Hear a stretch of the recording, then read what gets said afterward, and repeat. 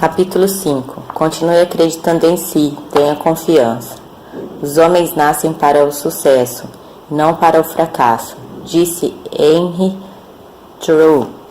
A confiança própria é o primeiro segredo do êxito, declarou Ralph Waldo Emerson. Mas quantas pessoas não confiam em si? Como são numerosos aqueles infelizes cuja carreira é mutilada por essa nefasta atitude de dúvida e descrença em si? Devem ser literalmente milhões os homens e mulheres que, com efeito, proscrevem-se por carência de capacidade e habilidade. Esses desventurados, esses patéticos indivíduos do tipo falta-me alguma coisa, andam estorvando-se e derrotando-se a si mesmos por toda parte. Ainda recentemente recebi um telefonema internacional. A voz não pertencia à pessoa conhecida. Era um jovem que falava inglês, mas cuja voz chegava até mim amedrontada e até mesmo humilde. Acho-me de fato envolvido com alguma coisa que me é impossível enfrentar, simplesmente impossível. Estou certo de que para mim é demais, não consigo. E a voz sumiu, como que tragada pelo desespero.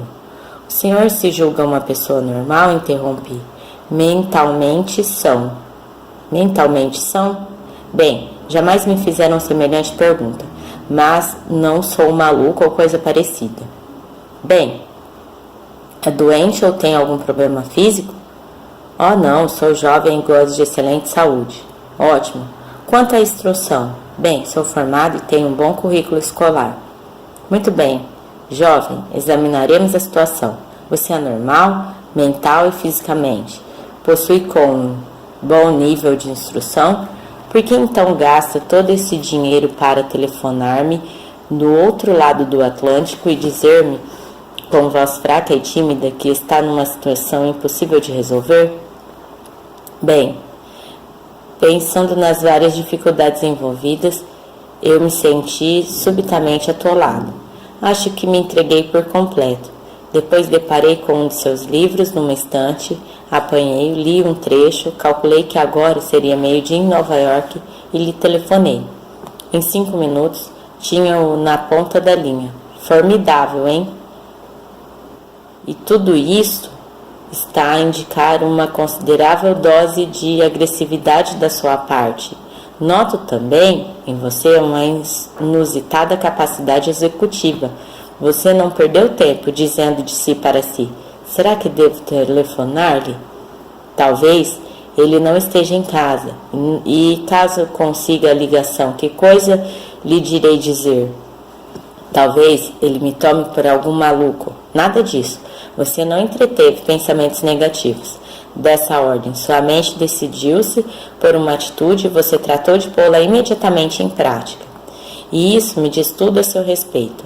A sua observação inicial de que está com um problema sério demais e de que nada pode fazer, indica apenas um eu espúrio e falso. Não lhe direi que seu problema não seja difícil, talvez seja dos mais difíceis, e de certo exigirá tudo de você. Mas entenda bem uma coisa, quaisquer que sejam essas exigências, você tem condição para satisfazê-las. Uma pergunta a mais. Acredita em Deus? Dr. Pille, respondeu o moço. Se eu não acreditasse em Deus, não estaria apelando para o Senhor, um ministro. Muito bem, então façamos uma coisa. Façamos uma prece aqui mesmo ao telefone. Será talvez a prece mais cara de todos os tempos, mas vamos lá, vamos nós. E rezei, para que ele usasse a sua boca, sua boa saúde mental e física na solução do problema. Rezei para que o seu espírito hesitante e atemorizante fosse reativado. Dei também graças por aquela sua atitude agressiva, atuante, e expressei a ideia positiva de que ele já estava efetivamente modificado. Bem, escreva-me qualquer hora e conte-me como resolveu o assunto. Estarei lhe mandando pensamentos positivos através do oceano. Folgo em poder dizer que mais tarde ele enviou-me um relatório que indicava grandes progressos. Pelo menos a sua mudança de atitude tornou-se potente. Quando o Senhor fez que eu começasse a acreditar em mim mesmo, escreveu o jovem, a confiança começou a voltar-me. Continuarei a pensar na forma que preconizo e creio que a capacidade de dominar as situações virá também. Claro que virá. Qualquer pessoa pode aprender a dominar suas dificuldades, desde que aprenda a confiar em si. Tem-se então o primeiro segredo do êxito. Continue, portanto, acreditando em si. Tenha confiança. As pessoas tornam-se deveras notáveis quando começam a pensar que são capazes de fazer as coisas. E aqueles que aprenderam a desenvolver uma crença realista e altruísta em si próprios, aqueles que possuem profunda e arraigada confiança própria, continuem um patrimônio da humanidade, pois transmitem tal qualidade aos que dela carecem. Atire-se com confiança.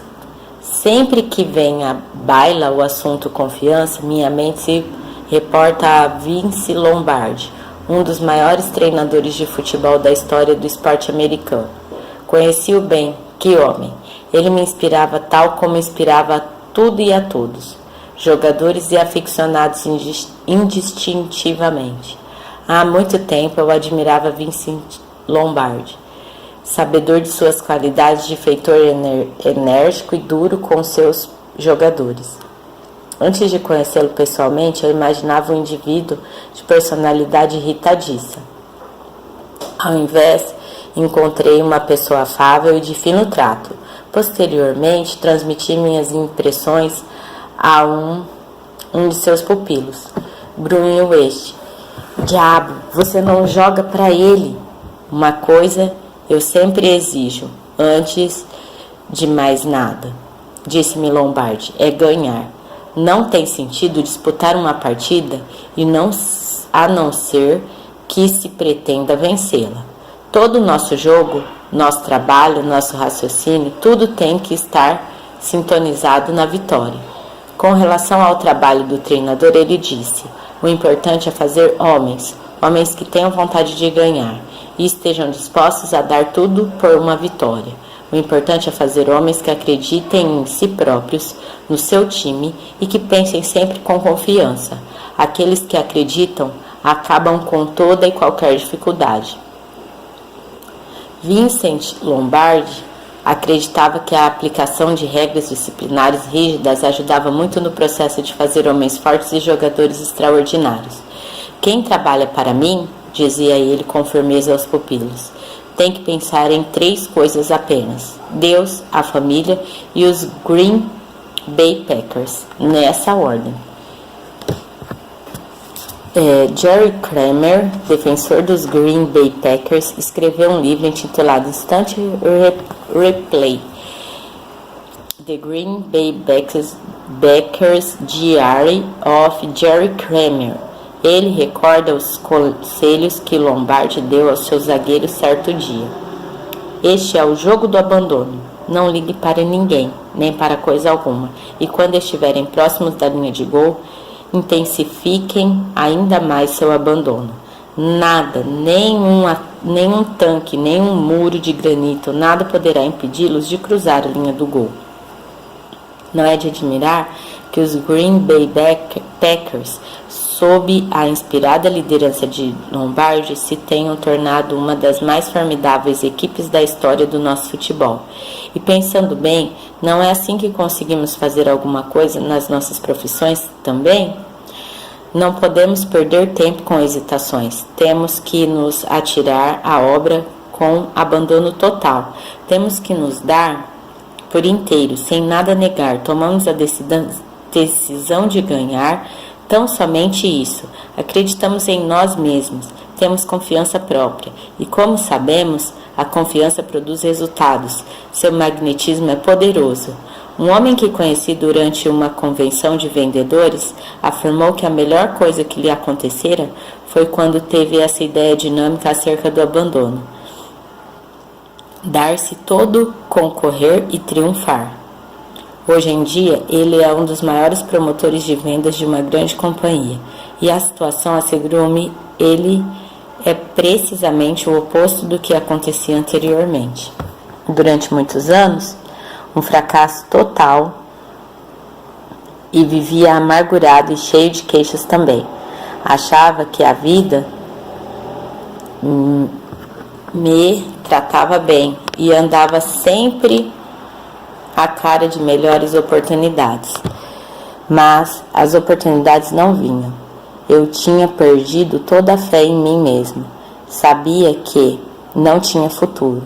Então ouvi alguém dizer que era inútil ficar esperando que a vida fizesse algo mais pela gente, pois ela não o fazia enquanto não tratássemos de lidar mais de nós mesmos. Eis a grande pergunta que a vida nos faz a todos. Você acredita mesmo em si? Apenas os que acreditam colhem louros na vida. Pois bem, era exatamente isso o que eu não vinha fazendo. Eu era tudo menos crente em mim mesmo, e sem dúvida não andava colhendo louro algum. De repente, porém, comecei a ver-me de forma inteiramente nova. Percebi quão fracassado era, e a solução, embora nem um pouco fácil, também não era complexa. Simplesmente tomei a decisão de que passaria a dar à minha carreira de vendas tudo de mim. Passaria a acreditar nela e em mim mesmo. Crença e ação foi o slogan que adotei.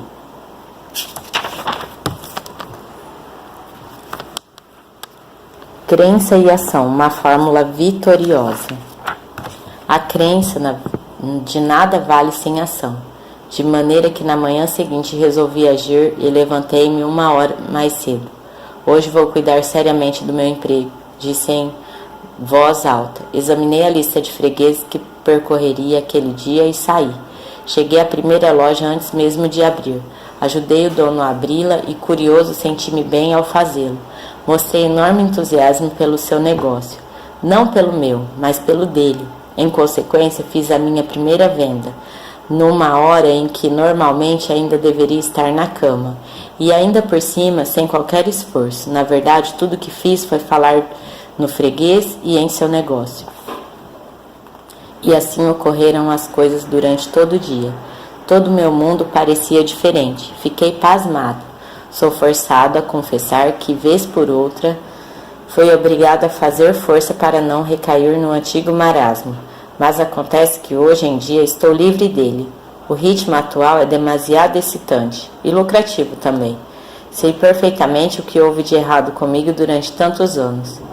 Eu não tinha fé em mim. Agora que descobri de quanto sou capaz, sinto-me positivamente entusiasmado. Tudo se tornou tão diferente. Talvez, acrescentou o homem reflexivamente, porque eu me tenha tornado diferente. E ele tem toda a razão. Quando desejamos que as coisas fiquem diferentes, a solução talvez seja tornarmos-nos diferentes.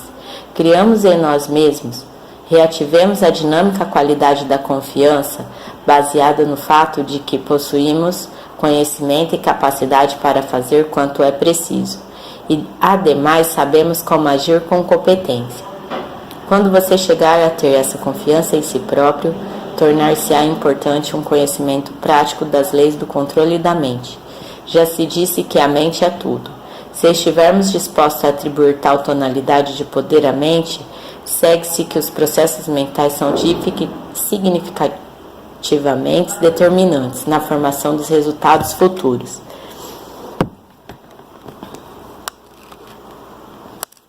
O caso de um homem sobre o qual fiquei sabendo alguma coisa durante um certo tempo ilustra o poder funcional da mente no processo da realização criativa. Esse homem tinha perdido completamente a fé em si próprio. Sua confiança tinha se exaurido, e não sem razão.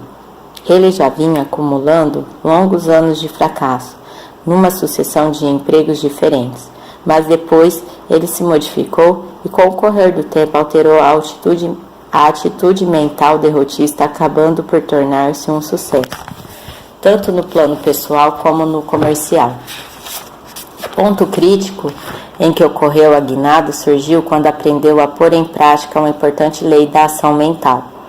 O pai desse jovem desejava saber: que se pode fazer pelo meu filho? Fiz que se formasse, depois usei minha influência para conseguir-lhe um bom emprego. Ele o perdeu. Arranjei-lhe outro. Ele o perdeu também. Foram-lhe dadas algumas excelentes oportunidades.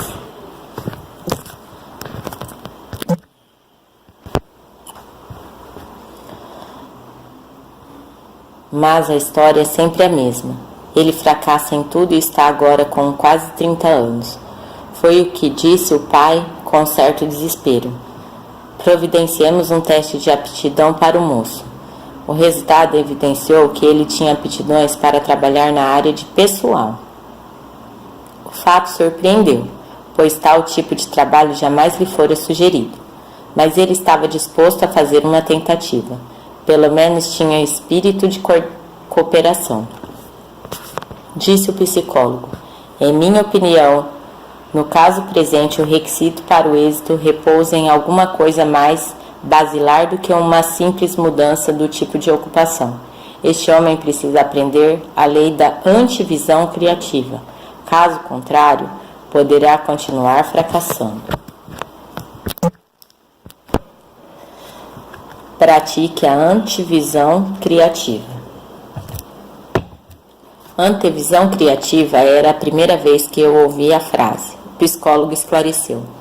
O problema desse jovem é que subconscientemente ele espera sempre pelo pior, de maneira que a sua mente tende primeiro a imaginar e depois criar uma situação de fracasso.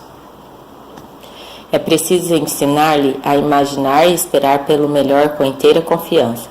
A prática da antevisão criativa deveria ensiná-lo a acreditar em seu potencial próprio. Claro que é um fato que tudo aquilo que no fundo esperamos, nós tendemos a conseguir.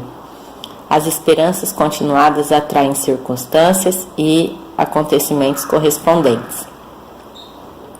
Quando o jovem começou a praticar essa prática de antevisão criativa, coisas criativas começaram a acontecer. Durante o espaço de tempo demasiado, logo ele viveu cotidianamente na triste suposição de que iria sempre embananar as coisas.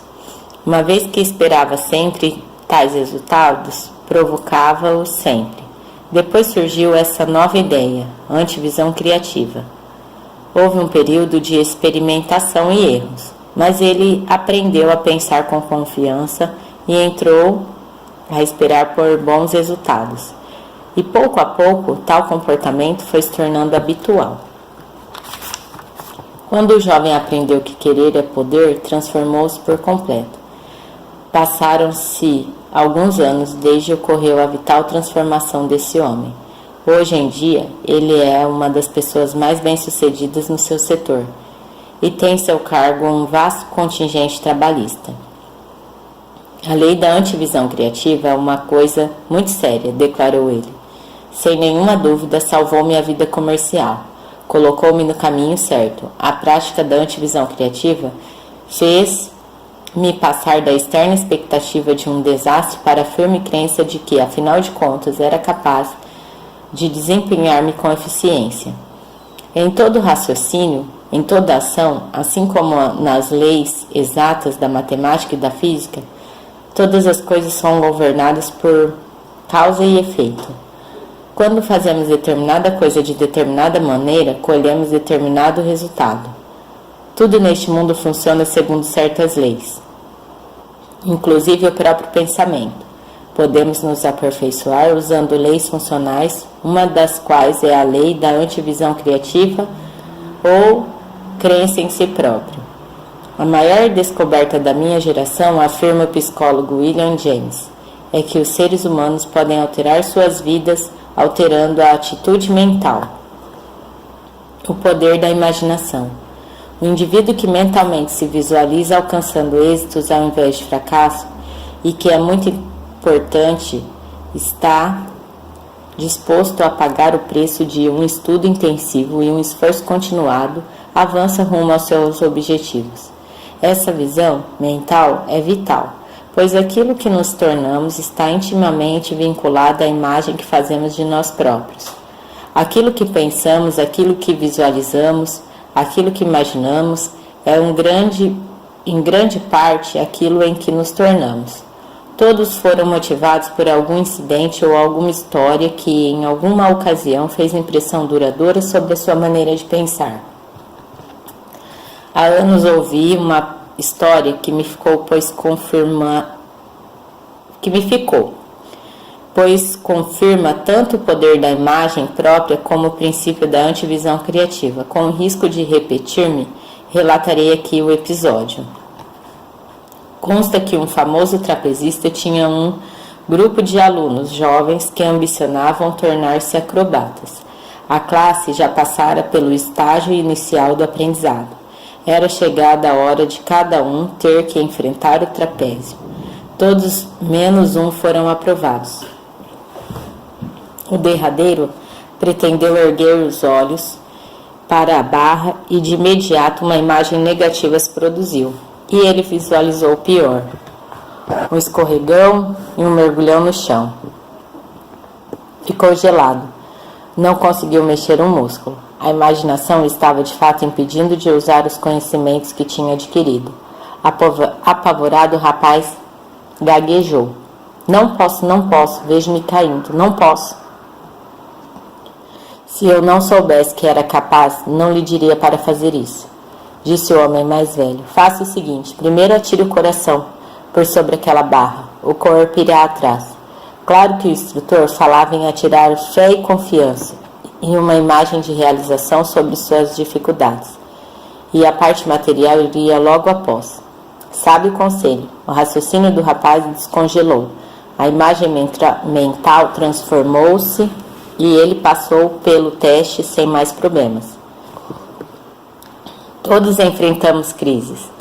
Antevendo o pior, nós tendemos a gelar e nos tornamos impossibilitados de agir como seria de desejar. Mas, fazendo uso do poder da imaginação, atirando mente e coração por sobre os obstáculos, torna-se possível superar nossas crises. Não apenas trapézios voadores fazem as pessoas gelar. Se, por exemplo, uma pessoa comete 1 ou 2 erros, ou provoca alguma séria enrascada, o resultado pode ser uma completa e nefasta perda de confiança própria. Uma atitude de censura, o tipo, por que foi fazer isto? Ou, por que não fiz aquilo? Tende a diminuir quando não há destruir por completo a confiança necessária para aprender-se a recuperar o terreno perdido.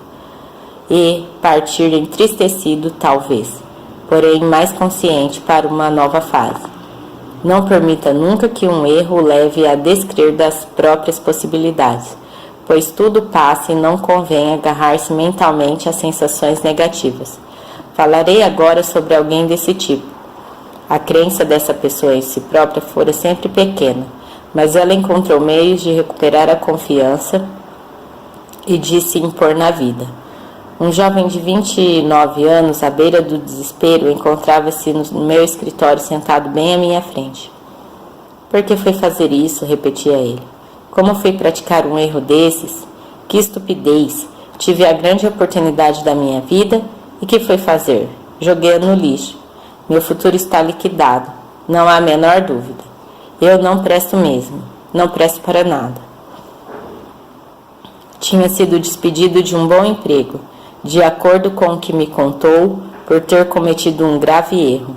Estranho que uma firma despeça um funcionário por um único erro. Talvez, pensei ele, tenha cometido outros. De qualquer forma, o pobre sujeito achava que a sua carreira estava irremediavelmente liquidada.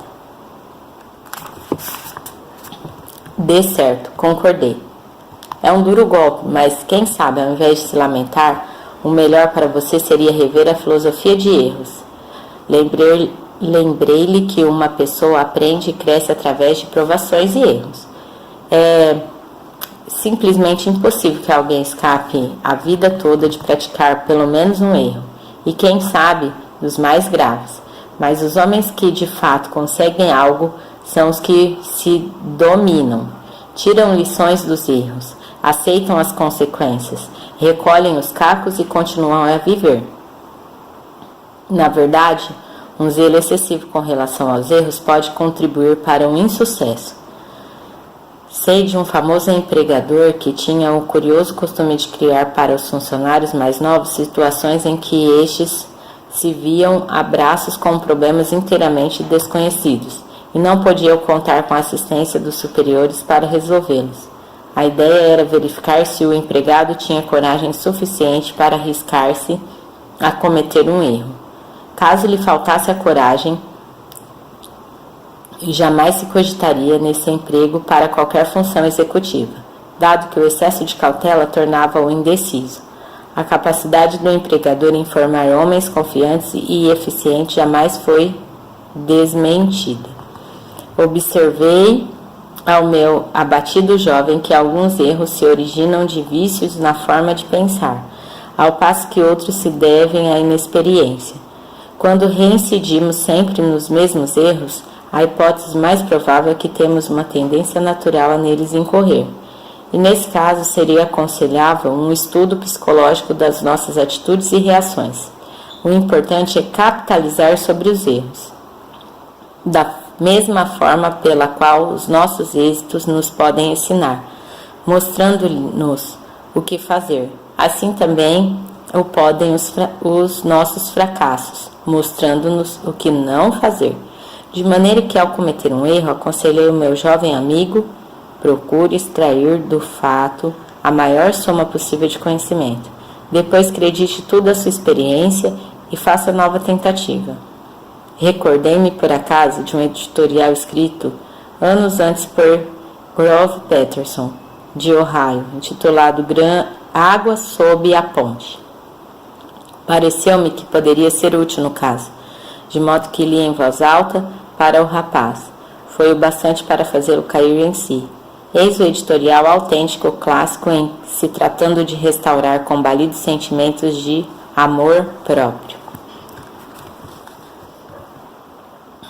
Água sob a ponte. Faz muito tempo, um menino debruçado à grade de uma ponte observava lá embaixo o rio que serpenteava. Um tronco, uma acha, uma carcaça passaram flutuando na superfície da água. Depois, a face do rio voltou a aquietar-se, mas sempre tal como vinha acontecendo há centenas, talvez ou milhares ou milhões de anos, a água seguia correndo sob a ponte. Por vezes a correnteza acelerava a marcha, para depois retardá-la, mas nunca cessava o rio de correr sob a ponte. Contemplando o rio aquele dia, o menino fez uma descoberta. Não, a descoberta de uma coisa material, alguma coisa palpável, nem ao menos visível. O menino tinha descoberto uma ideia. De repente, sem nenhum alarde, ele tomou consciência de que tudo em sua vida passaria um dia sob a ponte e desapareceria como a água. O menino começou a gostar dessas palavras, água sob a ponte.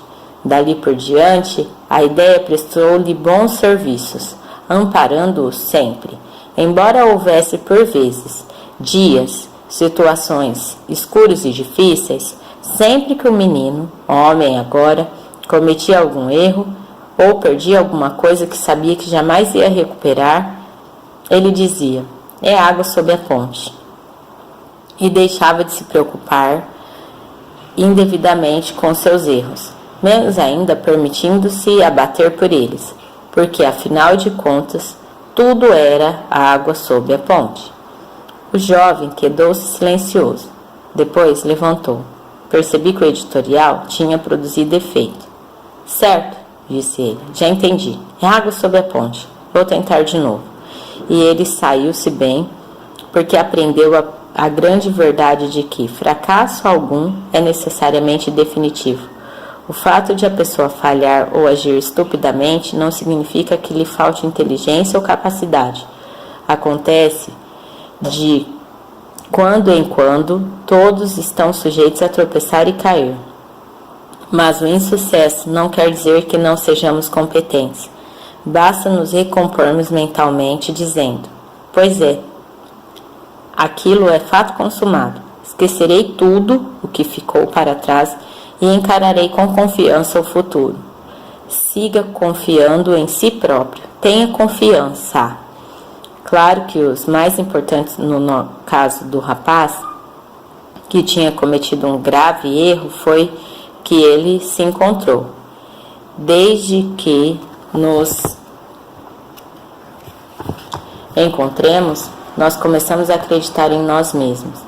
E desde que tal aconteça, as capacidades latentes em nossa personalidade entrarão a operar criativamente no sentido de nos transformar. E segue-se que essa transformação acabará transformando tudo para nós.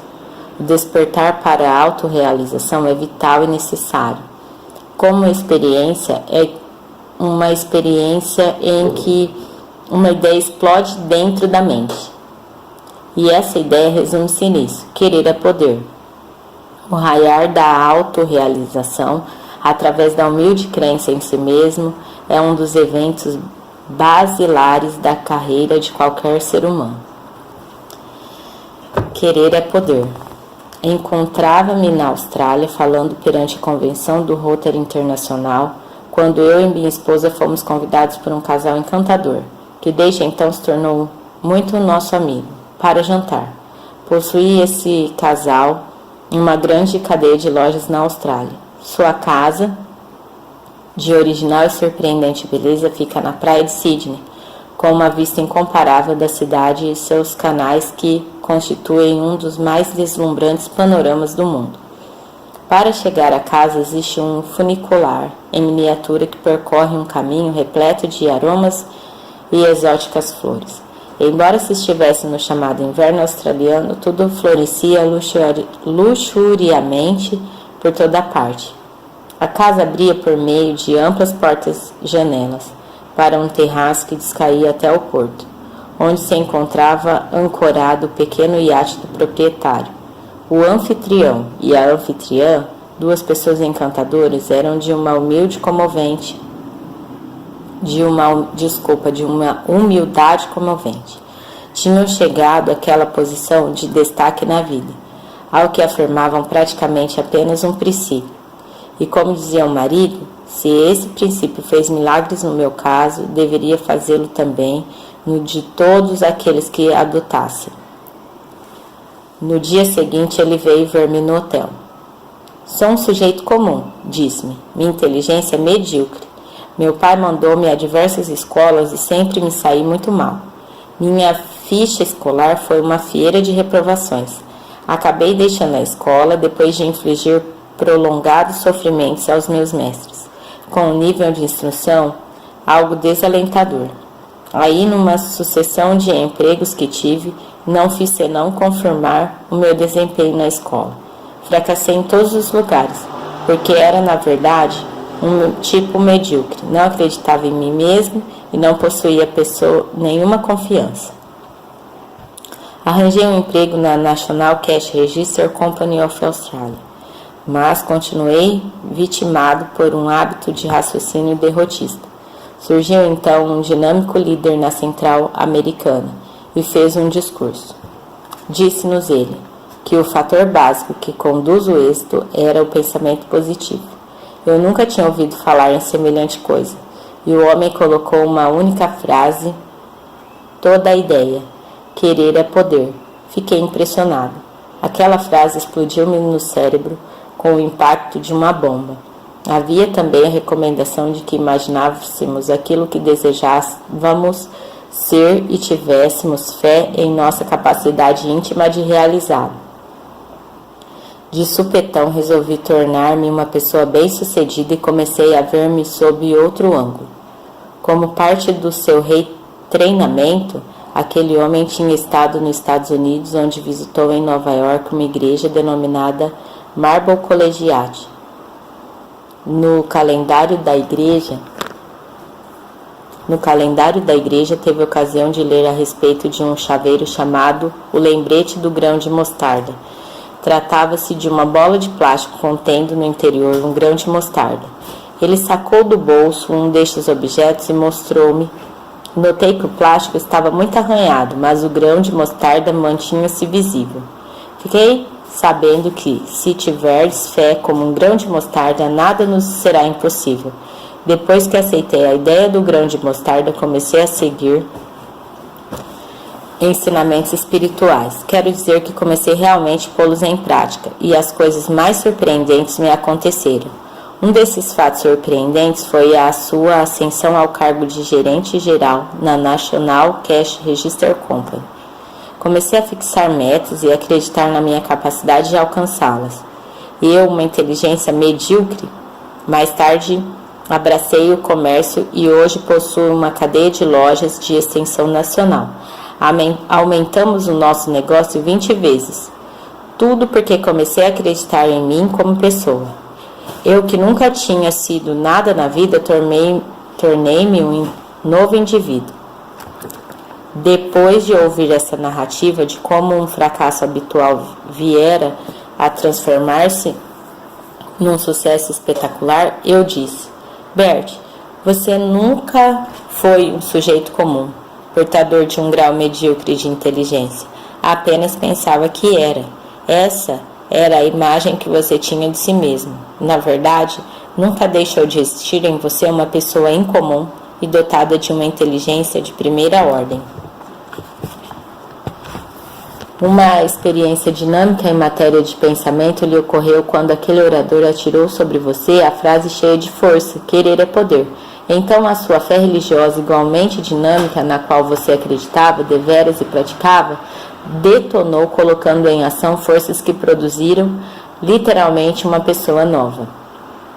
E evidentemente a rainha Elizabeth II também ficou impressionada, pois concedeu um título nobiliárquico ao nosso sujeitinho comum, que hoje se orgulha da sua condição de senhor, e Sir é o que ele merece ser. E o mesmo acontece com você. Seja homem ou mulher, desde que tenha confiança em si. Lembre-se das palavras de Andrew Carnegie. Em teus devaneios mais secretos, dize-te sempre que és capaz de tudo. Agora alguns itens deste capítulo sobre os quais você talvez queira focalizar a atenção. 1. Lembre-se de que confiança própria é o primeiro segredo para o êxito. 2. Tendo aprendido a acreditar em si mesmo, seja como os futebolistas de Lombardi. Atire-se à vida com confiança, dê-lhe tudo o que tem e a vida lhe dará tudo em troca.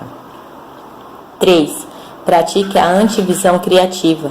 Tenha confiança em que é capaz de chamar sobre si o melhor e não o pior. 4. Certifique-se de que está imaginando corretamente, pois nós tendemos a nos tornar aquilo que nos imaginamos. Veja-se, portanto, com confiança. 5.